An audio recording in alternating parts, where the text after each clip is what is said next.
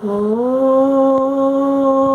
भूर्भुवः स्वः तत्सवितुर्वरेण्यं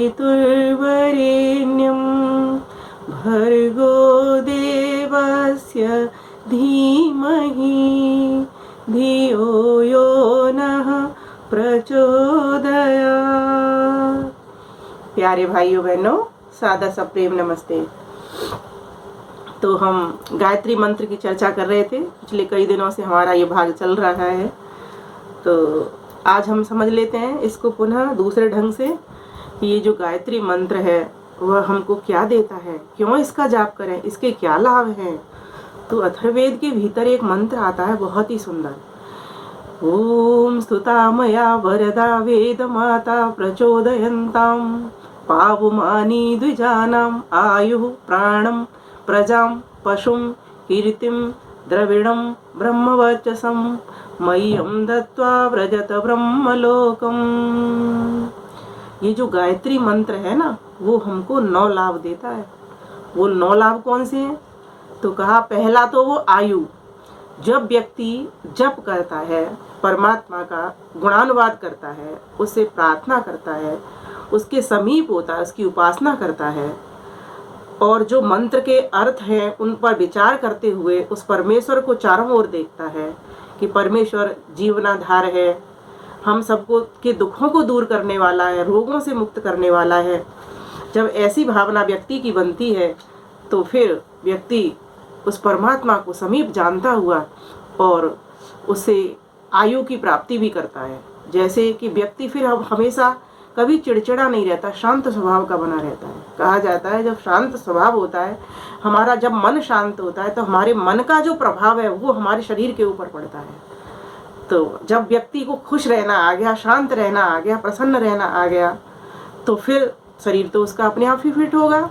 दूसरी बात, जो गायत्री माता जो भर भर के आपको देगी, आपको ज्ञान देगी, उस ज्ञान से आप अपने शरीर को अच्छा करोगे ना, फिट करोगे ना। क्योंकि गीता में कहा है युक्त आहार विहारस्य, ये भी बताया कि किस प्रकार से हमें अपने शरीर को स्वस्थ रखना है। आहार विहार हमारा अच्छा होगा ना, अच्छी हम सोच रखेंगे ना, युक्त चेष्टस्य कर्मसु, कर्मों में उत्तम चेष्टा करेंगे ना, अच्छे कर्म करने की इच्छा पैदा करेंगे ना, है ना। और सोना जागना सब समय पे करेंगे ना, उचित समय पे करेंगे। क्योंकि आज क्या हो गया है कि हमारी दिनचर्या अव्यवस्थित हो गई है। दिनचर्या के अव्यवस्थित होने से, खान पान के अव्यवस्थित होने से, उल्टा सीधा खान पान करने से हमारी आयु कम होती। माना कि ईश्वर ने हम सभी को 100 वर्ष की एवरेज औसतन आयु दी हुई है। अगर हम चाहें अपनी स्वस्थ जीवन शैली को अपना करके हम 100 वर्ष से भी अधिक जी सकते हैं। जैसे महिदास को उपनिषदों में वर्णन आता है कि 116 वर्ष की आयु मिली है ना। कृष्ण और भगवान राम के बारे में कहते हैं वो भी अच्छी आयु जिए थे। जितने भी ऋषि महर्षि हैं वो भी अच्छी आयु को प्राप्त करते हैं। तो उसके पीछे कोई तो कारण है। तो जो कारण है वो क्या है कि जो वेद माता है, जो गायत्री माता है, वो हमको भर भर के देती है, ज्ञान भी देती है इस बात का कि तुम कैसे इस संसार में रहो, कैसे अपने शरीर को फिट करो और कैसे अपने मनोबुद्धि को शुद्ध कर करके चलो, किस तरीके का तुम्हारा सत्य का आचरण हो, असत्य का छुड़ाव हो। तो इस प्रकार से वेद माता हमको भर के देती है, ज्ञान देती है इस बात का कि किस तरीके से तुम इस शरीर को अपने को स्वस्थ रख सको, किस तरीके से अपने मन को बलवान बना सको, किस तरीके से अपनी आत्मा को सुदृढ़ कर सको। तो ये हमें कहाँ से मिलता है? वेद माता से, गायत्री माता से। और क्या देती है, और क्या लाभ होता है गायत्री मात्रा के जाप से? तो कहा प्राणम, और हमारे प्राण वश में होते हैं, हमको प्राण मिलते हैं, श्वासें हमारी सुखद चलती हैं, ओम से पूरित होकर के चलती हैं। जब प्राण अच्छे से चलेंगे तो मन स्वतः वश में हो जाएगा। आप एक प्राण खींच करके देखिए, आपका मन रुक जाता है। करके देखिए मेरे साथ। फिर आपका मन कुछ नहीं सोचता, सिर्फ उसमें ही लगा रहता है। उस प्राण को जब आप खींच रहे हो तो आपका मन रुक जाता है, तो मन वश में होता है प्राण से। तो इस प्रकार से हमको वो प्राण भी मिलते हैं वश में करने वाले। फिर कहा कि जब स्वस्थ शरीर है, प्राण भी आपके वश में है, तो मन आपका वश में होगा। और वो गायत्री माता क्या देती है, वेद माता क्या देती है? तो कहा आयु प्राणम प्रजाम। और ऐसे व्यक्ति की फिर जो संतान भी होती है वो भी उत्तम संतान ही पैदा होती है, जिसके माता पिता ऐसे स्वस्थ शरीर वाले बलशाली हों। जैसे श्री कृष्ण थे, है ना, श्री राम थे। श्री राम के बेटे कैसे थे? लव कुश कितने बहादुर थे। श्री कृष्ण का पुत्र प्रद्युम्न कहा जाता है कि जहां से कृष्ण निकलते थे लोगों को भूल हो जाती थी, प्रद्युम्न को कृष्ण समझ लेते थे, कृष्ण को प्रद्युम्न समझ लेते थे। तो इस प्रकार के पुत्र पैदा हुए थे। और भी बहुत सारा इतिहास हमारा भरा पड़ा हुआ है कि जिसके जैसे माता पिता होते हैं उसके वैसे ही पुत्र पुत्रियां होते हैं।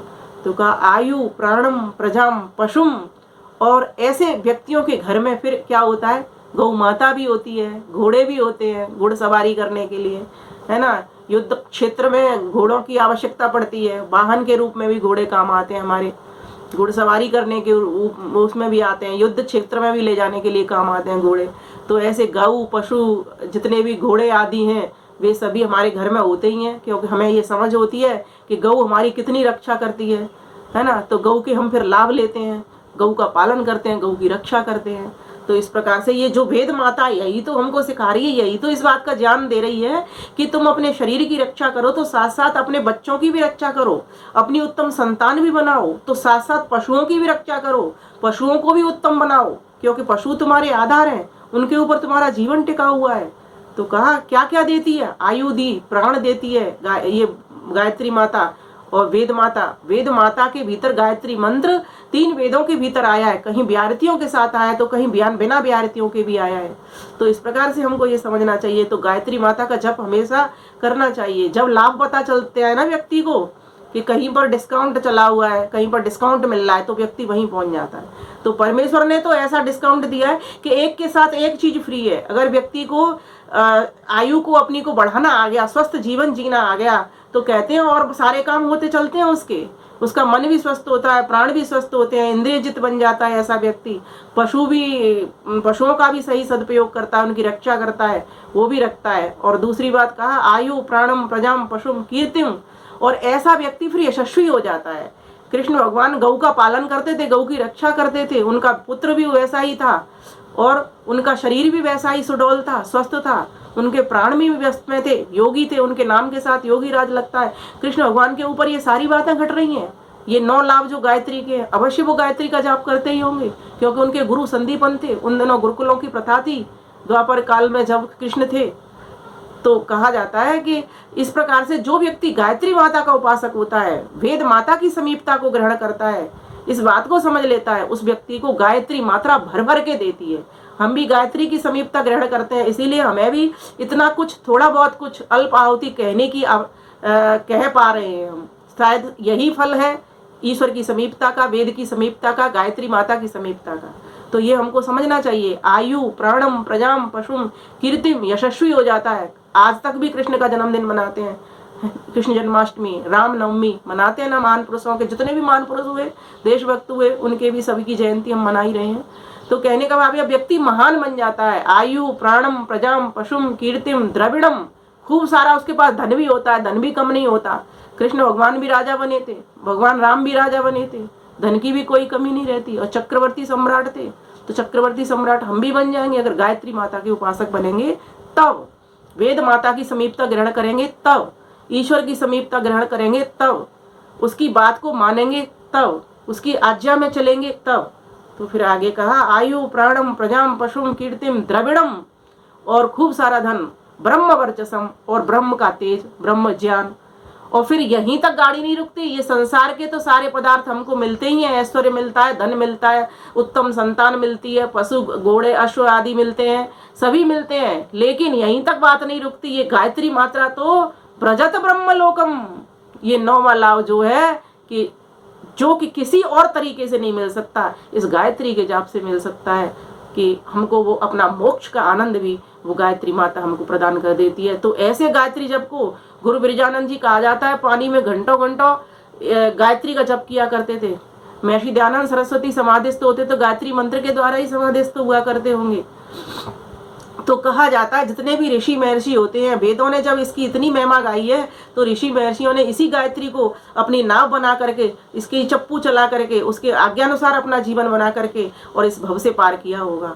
तो क्यों नहीं फिर हम इस बात को समझने वाले बने, जिस प्रकार से हमारे ऋषि महर्षि विद्वान हुए इस संसार में, ये महान आत्मा, ऐसे हम भी बन सकते हैं। बताओ, हमारे पास ये छूट है कि हम बन सकते हैं वैसे, तो कितनी बड़ी बात है, ये कितना बड़ा लाभ है। इससे बड़ा लाभ क्या हो सकता है। कौन नहीं चाहेगा परमानंद पाना, हमेशा का आनंद पाना, हर कोई आनंद चाहता है, कोई तो दुख नहीं चाहता। तो ये 9 लाभ जो परस्पर एक दूसरे पर टिके हुए हैं, व्यक्ति को सर्वप्रथम तो क्या करना है, इस ज्ञान करना है। जब व्यक्ति को ये ज्ञान हो जाता है कि इसके 9 लाभ मिलते हैं हमको, आयु, प्राण, प्रजा, पशु, कीर्ति, द्रविड़म, ब्रह्मवर्चसम, मह्यम दत्ता भजत ब्रह्मलोकम, तो फिर क्या होता है कि ऐसा व्यक्ति फिर महान बन जाता है और उस परमानंद को पा लेता है। तो क्यों नहीं हम गायत्री का जाप करें।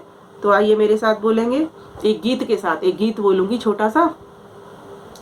ईश्वर के चरणों में हमने जिस दिन से शीश झुकाया है, उस दिन से हमारा जन्म हुआ और सफल हुई यह काया है।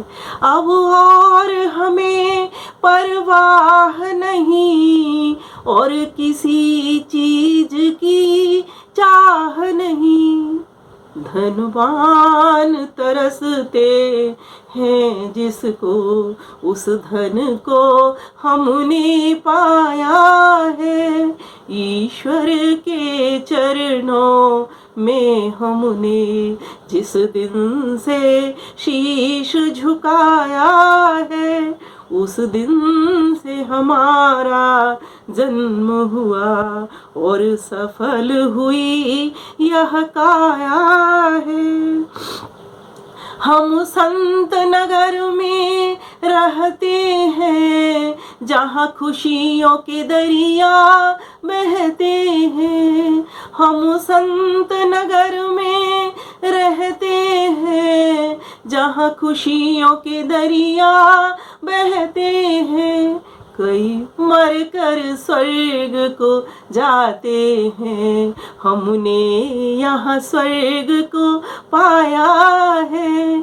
कई मर कर स्वर्ग को जाते हैं, हमने यहाँ स्वर्ग को पाया है। ईश्वर के चरणों में हमने जिस दिन से शीश झुकाया है, उस दिन से हमारा जन्म हुआ और सफल हुई यह काया है। हम चाल निराली चलते हैं, कई लोग देख कर जलते हैं। ये जलने वाले क्या जाने, सेवक ने मालिक पाया है। ये जलने वाले क्या जाने, सेवक ने मालिक पाया है। ईश्वर के चरणों में हमने जिस दिन से शीश झुकाया है, उस दिन से हमारा जन्म हुआ और सफल हुई यह काया है, और सफल हुई यह काया है। तो प्यारे भाइयों बहनों, कल ये तो कोरोना जैसी चीजों का भी काल है, ये गायत्री जाप तो इससे इतना मनोबल बनता है व्यक्ति का। 2 दिन से मेरी नाक चौक थी और मुझे लगा जैसा कि इन दिनों वायरल चल रहा है इस तरह का, कि मुझे भी इस तरीके का ये प्रभाव डालेगा। लेकिन मैंने सोच लिया कि मैं भी इसको हरा करके परास्त करके रखूंगी, क्योंकि मैं ईश्वर की भक्त हूँ और मैं ईश्वर से, मुझे पता है कि ईश्वर ने मुझे बचाना है और मुझे मेरी रक्षा करनी है। कल मैंने 2 बार इसमें नजल ड्रॉप डाले अड़ू तेल, और अड़ू तेल डालने से क्या हुआ कि जो मेरी ब्लॉकेज थे वो खुले और उससे खूब सारा कफ नाक के थ्रू निकल गया। उससे मुझे इतना रिलीफ मिला कि अब मुझे ना तो नाक में कोई प्रॉब्लम, ना मुझे कोई गले में प्रॉब्लम, और मैं एकदम हल्का फील कर रही हूँ। और देखो आपके समक्ष मैंने ये गीत भी गा दिया। तो इसीलिए मैं कह रही हूँ कि गायत्री का जाप हम सभी को करना चाहिए। हर प्रकार के रोगों को, कष्टों को, दुखों को, आंधियों को, तूफानों को झेलने की अगर कोई औषधि है तो वो गायत्री औषधि है। इसीलिए मैंने पिछले बार भाग में कहा था, ये गायत्री माता कामधेनु है। आपकी जो कामनाएं, उस कामनाओं को पूर्ण करने वाली गाय है। इस गाय के 3 स्तन हैं, भू भुवः स्वः, और 3 चरण साथ में, तत्सवितुर्वरेण्यम भर्गो देवस्य धीमहि धियो यो नः प्रचोदयात्। ये 3 स्तन इस तरह से, 3 स्तन इस तरह से। तो किसी भी तरीके से आप ले सकते हो। तो आप इनका दुग्ध पान करिए, इस वेदामृत का पान करिए, इस गायत्री माता का पान करिए। जैसे हवा हमारे जीवन के लिए आवश्यक है, वैसे ही ये गायत्री माता का जो दुग्ध है ना, ये बहुत लाभकारी है। जैसे गौ का दुग्ध लाभकारी है, ये भी कामधेनु है ना, धेनु, धेनु कहते हैं गाय को। तो ये ऐसी गाय है कि हमारी कामनाओं की पूर्ति करने वाली है। जैसे मैंने चाहा कि मैं ठीक हो जाऊं, तो मैं ठीक कर दी। तो ये सब किसका लाभ है? ये गायत्री माता के जप का लाभ है। इसीलिए इस गायत्री माता के जप को यज्ञ के साथ अगर किया जाए, प्राणायाम के साथ अगर किया जाए, श्वासों के साथ अगर किया जाए, है ना, और चलते फिरते उठते बैठते भी किया जाए, तो भी ये खूब भर भर के देती है। क्योंकि व्यक्ति का फिर पूरा समय उसी में लगा रहता है, कभी गलत तो विचार आता ही नहीं है। इसमें एक बहुत बड़ी शक्ति है, कोई भी अशुभ विचार नहीं आएगा। अगर आ भी गया तो ये फौरन कट कर देगी। ये उसकी काट है, समझो, अशुभ विचारों की काट है ये गायत्री माता। तो इस प्रकार से हम सभी को इस गायत्री माता का लाभ लेना चाहिए। देखो, हम भी महान बन सकते हैं, ये हमारे पास स्वतंत्रता है। तो क्यों नहीं हम महान आत्मा बने, उसके परमानंद को प्राप्त करने वाले बने। और क्यों नहीं इस गायत्री माता का सेवन, जिसके कि इतने सारे लाभ बताए हैं, तो क्यों नहीं इस गायत्री माता का हम सभी को जाप करना चाहिए। आप सभी का बहुत बहुत धन्यवाद। आइए गायत्री मंत्र का उच्चारण करते हुए हम समापन की ओर बढ़ेंगे। ओम भूर्भुवः स्वः तत्सवितुर्वरेण्यं भर्गो देवस्य धीमहि धियो यो न प्रचोदयात् धियो यो न प्रचोदयात् धियो यो न प्रचोदयात्। सभी को सादर सप्रेम नमस्ते जी।